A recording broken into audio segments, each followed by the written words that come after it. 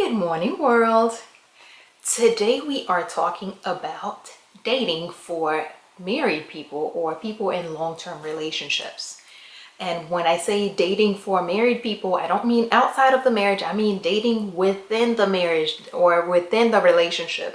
Dating the person that you are in the relationship with. Dating the husband, the wife, or the girlfriend, the boyfriend, whatever your relationship situation is, whatever you guys call each other. I'm talking about dating each other when you are in a long-term relationship.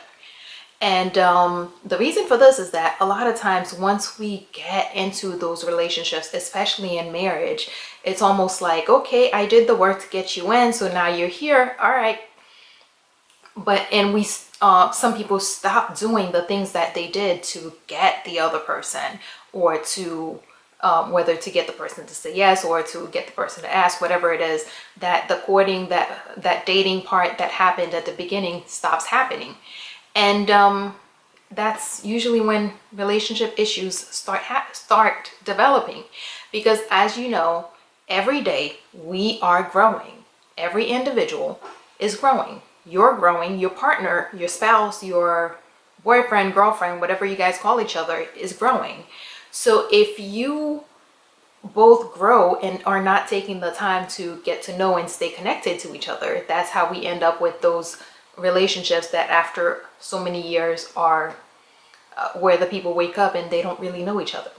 So what generally happens is that people have this idea that, oh, we live together, we see each other every day, we spend time together, and they don't make a conscious effort to take that special us time to make that happen. And dating, like when you first met, is one of the ways that you make sure you're spending time with a person or making sure that you're getting to know the person. Today we're going to go through 5 simple things that you can do to help dating when you're in a relationship or in a marriage. And again, I mean dating the person you're in that relationship or that marriage with.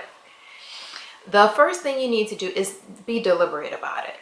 Make it a conscious, clear, concrete decision of, yes, we are going to take that time for each other, set that time aside to go out and do things. Be deliberate about it. Don't hope, don't wish that it happens, or figure, which a lot of times in marriages, people just figure it's going to happen. Don't do that.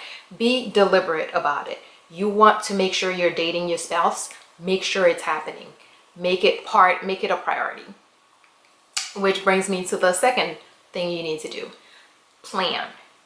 And planning involves 2 different things. Planning and prioritizing involves 2 different things. The first part is, once you've made the decision that, we need to start dating each other, start planning the dates. Don't just kind of hope maybe when the kids go to bed we'll do something. Plan a date. On Wednesday night we're going out.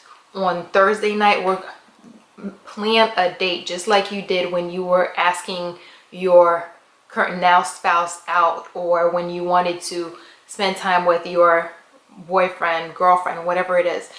At that time, you didn't just say, okay, maybe something will happen. You actually called each other up and say, hey, do you want to do something on this and that day? Make sure you're doing that. Plan the dates, schedule them. And once you schedule them, you need to actually prioritize them. Meaning that when you have a date scheduled with your spouse or with your boyfriend, make sure that it's as much of a priority as it was when you guys first met. Add it to your calendar, because as humans, we have a tendency to respond better to things that are written down. So add it to your calendar. That way, when someone else calls you and say, hey, can you do this at 7 on Wednesday? When you look at your calendar and it says, oh, no, I have a date with my husband, or I have a date with my wife, you can tell that person, no, I'm busy at that time. So add it to your calendar, because that keeps you from overscheduling it. And a lot of times those home things are always the ones that get canceled. So to avoid overbooking, make sure that your dates with your spouse are scheduled and added to your calendar. And of course, plan the dates. There's nothing worse than having 2 hours or an evening free with each other and having no idea what to do with it. And you end up spending half the time trying to figure out what to do or where to go. Plan the dates like you did again when you guys first met. You didn't just haphazardly say, oh, I'll go to her house, I'll go to his house, and we'll see what happens from there. No, you called and you planned and you scheduled and you, it's like, okay, would you like to see this movie? Would you like to go to this gallery opening? Would you like to do, or maybe you don't want to ask each other, but by now knowing the other person, you may be able to plan a date that your partner will enjoy. So just make sure it's not something that you're just trying to figure out 5 minutes before the time.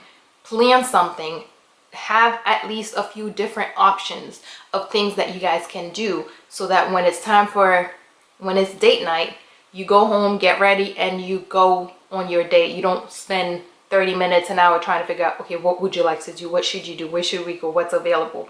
Plan it and prioritize it. Add it to your schedule. Third thing is to be fully present. There is nothing I hate worse than being at a restaurant and seeing a room full of people at tables with each other on their phones with other people. Don't do that.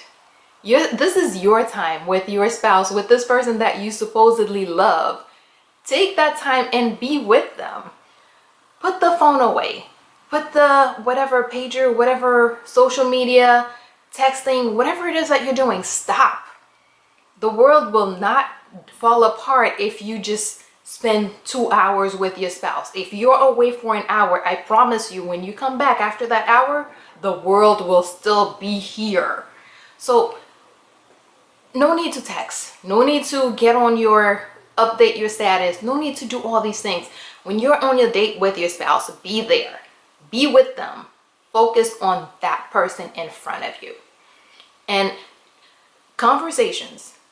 Your date is not the time to discuss the kids. Johnny's grades went down. If your date is on Wednesday, please have that conversation on Tuesday. Conversations about kids and conversations about household issues, those are the things you have at the kitchen table after the kids have gone to bed. And sitting in the living room, sitting in the family room. These are conversations that you can have anywhere at any other time other than your date. This is the time that you are getting to know, getting to enjoy each other. This is not the time to be talking about scheduling the kids, who's picking up, who's doing that. No, this is not about the kids. You left the kids at home. If you wanted the kids to be on this date, you should have brought them. Once you physically leave the kids at home to go on your date, please stay on your dates and leave the kids at home where they are. Work issues, if you're having some difficulties at work, yes, sometimes your spouse is that person that you want to talk to. But do you really want every single date to be about you complaining about what went wrong about your day? Who would want to be on that date? Who will want to be on that date with you next week? Make the dates pleasant. Make the dates fun. Focus on you. Focus on each other. Getting to know each other. Getting to know what is new. What has changed. Your partner grew this week. It may be a small growth, but your partner grew this week. So on your date, focus on learning what that growth meant. Focus on showing them how you've grown. Learn things, share things, discuss things. But really, don't make it a complaint fest. Don't make it about the kids. Don't make it a drag. Make it fun. Make it like it used to be when you first met. The reason you actually look forward to seeing that person. Remember that. Next is appreciating and expressing that appreciation. When you first started dating, when you first met your spouse, you used to do these little things, like, for example, when maybe he picked you up and noticed how pretty you look, and he shared that. If you used to pick up your spouse and notice how beautiful she was and saying how beautiful she was, and when maybe your spouse did something nice, scheduled a nice date, you would call him the next day and say, hey, you know what, honey, I really appreciate that you did that. Once people get married, some of these things sort of become expectations. You may still say thank you, but it's not as, you don't make as big a deal of it as you used to when you guys were first dating. You need to still do that because that person is putting in the effort. You want them to put in the effort and they need to feel that appreciation. And that goes for every aspect of your life together. Even let's say you had a good night the other day or the other night. It's not, when you were dating, you would call them and say, hey, you know what, honey, you did good last night. You can still do that when you guys are married. You need to do that when you guys are married because he needs to know or she needs to know that, you know, they still got it. They're still doing that same thing to you that they did at the beginning. So appreciate what your spouse is doing and express it. Don't just let it go. Don't just say a basic thank you or expect that, you know, they know I care. They know I appreciate them. No, say it. Do things to make them know, to let them know, yes, I notice. Yes, I appreciate. Yes, I really liked when you did that. So make sure that you're appreciating the efforts that you are putting into being with each other and doing for each other. Make sure that you notice and express them. And finally, courting and flirting. Remember those beginning relationship butterflies and all these other gooey feelings that you used to bring out in each other when you did those sweet little for no reason gestures? They're still very nice when you're married. Take the time and continue courting your spouses. Take the time and continue flirting with your spouses. Let them know, I know it's been a few decades and maybe a few pounds and a few new curves, but I still think you're cute. I still think you're sexy. I still find you hot. All these little things, those signs that you used to give your spouse when you first met, when you were dating, and you wanted them to know that you were interested. Why are you not doing them now? You need your spouse to know that you're interested, because if you remember, as your spouse or this person that you are hoping to spend the rest of your life with, there are going to be no more first dates. So it's the smaller actions that you're doing every day that are going to give that little excitement that no longer happens when you don't have the first date to look forward to, no more first kisses to look forward to. But you can do things to continue to bring in that positive feeling, that excitement, that joy, that little nervous butterfly thing that happened when you were looking forward to that first kiss. So flirt with each other. Flirt with each other. And there are things like you can do. You're walking in the grocery store, you see the greeting card section. Why not pick up a card and just send it to your significant other and say whatever it is that you say, something just to make that person's day. Now they have, with all this technology, it's a little bit easier to do things. I'm a very big supporter of sending that letter, sending that card in the mail, but you can still do things like send an email or send a text. Why not do a little flirtatious texting? Just make sure that it's kept to what level of comfort will be acceptable to both you and your partner. You can't text your spouse or text your wife or text your husband things that you know is going to make him or her uncomfortable.